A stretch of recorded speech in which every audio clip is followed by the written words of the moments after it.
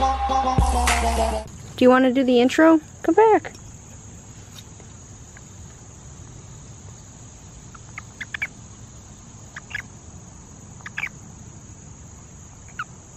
Thank you for the nice intro. Alright, go on. I'm waiting here. Alright, now for the real intro. Hello everyone, my name is Madison and welcome back to Hop and Help, and today I'll be showing you the frog garden. And now it has been a very cold August in Ohio, so all the plants aren't looking that good. So this will probably be the last tour where all the plants are green before it switches into fall.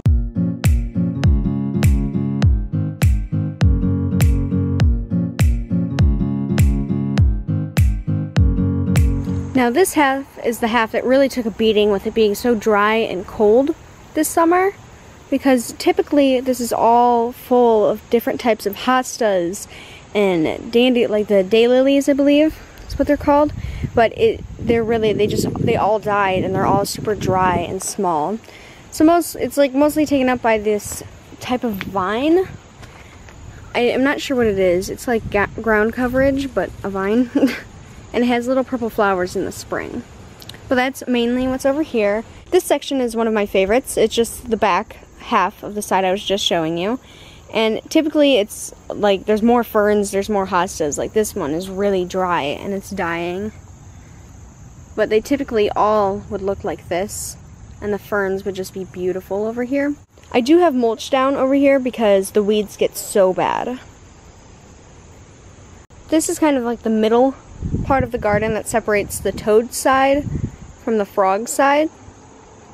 Now I have this, it's a cute little statue and it kind of looks like my Texas toads, but there's 4 of them. I really like it though.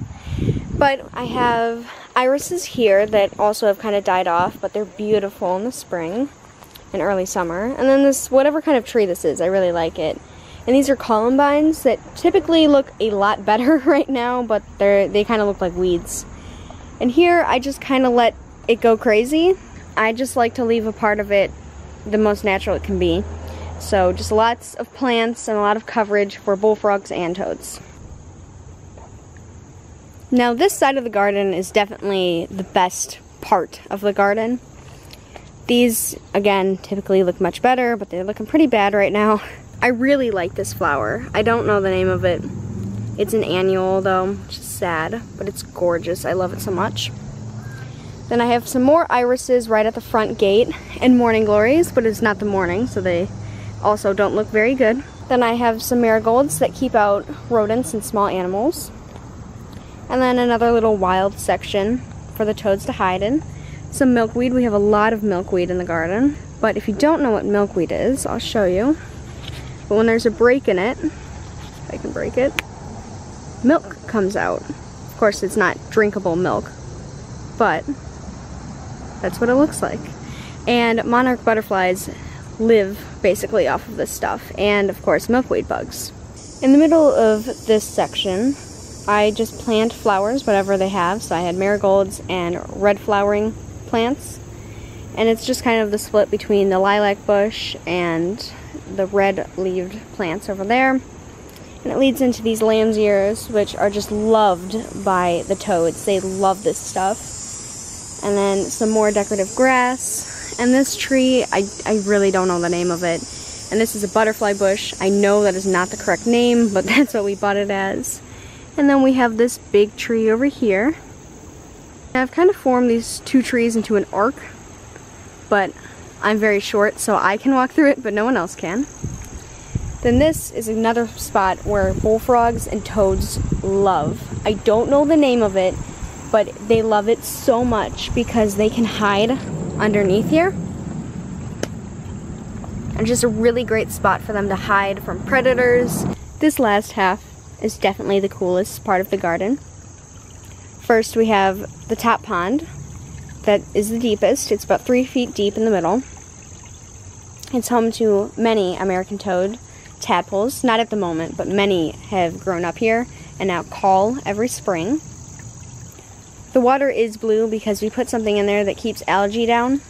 It's totally safe, and you can get anything like this at Home Depot and Lowe's and stuff like that. The back is another wild place for just plants to grow and nice places for frogs and toads to hide.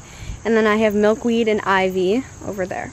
How the water is filtered is it comes out from right there, but basically when this pond gets full, it dumps down into this river, which dumps into this pond, and there's a filter right there that pumps it back up and drops it off right there. And the cycle keeps going. It's on for 12 hours in a day, and it really keeps the water nice and fresh. This bottom pond, that's about 2.5 feet deep, is definitely the big bullfrog's favorite for some reason. Right there we have Drax.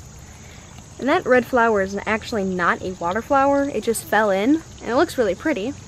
Not sure what type of water plant that is, but it grows on the surface and it's really pretty. It gives a lot of coverage for the bullfrogs, but of course they're so big you can see them anyways.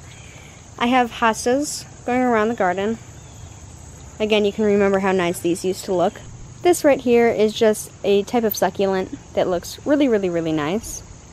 And the bullfrogs like to sunbathe here. You can see the imprints that they leave because they're so big. There's one there and one there. But this is definitely the big bullfrog territory. And this completes the frog garden tour.